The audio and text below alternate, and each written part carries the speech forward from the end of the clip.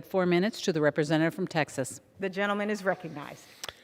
I thank the gentlelady for yielding. This bill that we got in short order tonight does not reflect the actual text. And once again, the Rules Committee had very short notice to consider the text without really any chance of being able to read it. And certainly now we're on the floor with no chance to amend it. It's supposed to be a NASA-focused bill, but it's actually a Trojan horse. A Trojan horse the Democrats are using to drastically change election law. Do it without any input from Republicans. No input in the Rules Committee, no input here on the floor, no chance to amend it in the House Administration Committee.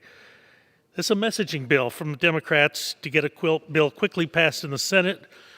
While they've got an agreement, we saw how their chaotic attempts to pass Build Back Better, how difficult that became, and how that bill eventually failed. It is ridiculous that such large changes to longstanding law would happen approaching the middle of the night when the American people won't realize until after the fact what we've done. And that could be no surprise. Look, does anybody really think the American people voted for 8% inflation, for gas lines, for gas at over $4 a gallon, for a chaotic foreign policy that has caused the death of many of our allies and many of our servicemen, as the exit from Afghanistan showed? No one voted for that. And yet, we're told there's no problem, we'll just push ahead and we're going to get this done. We have a lot of issues that we could face, that Americans are facing right now. No oversight of the COVID relief bills amid reporting of waste and abuse. Inflation is sky high. Grocery shelves are empty, and the crisis continues on our southern border. Congress has provided over $5 trillion in coronavirus relief funds, but no oversight. Billions of dollars remain unspent, and inflation is at its highest level in decades. Right before Christmas, the president said everybody ought to get a COVID test, and by golly, he'd make them available. They're not available today. I went online and ordered some because I thought this may be important. 2.5 weeks later, I received them. Of course, I paid for them. These weren't free from the government. But there aren't enough COVID tests, and the hospitals and healthcare facilities are on life support. What is our administration doing? What is our Democratic leadership in Congress doing?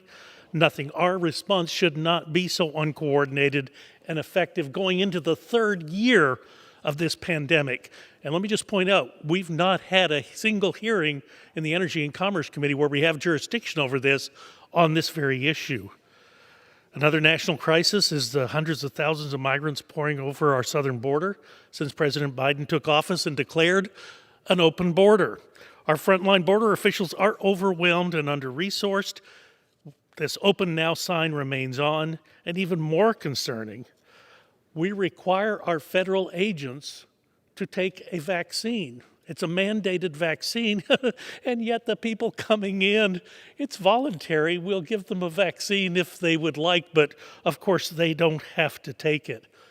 And I will tell you, being down in El Paso last week, it's all about getting these kids in the ORR facility, getting them pushed through and getting them placed with families.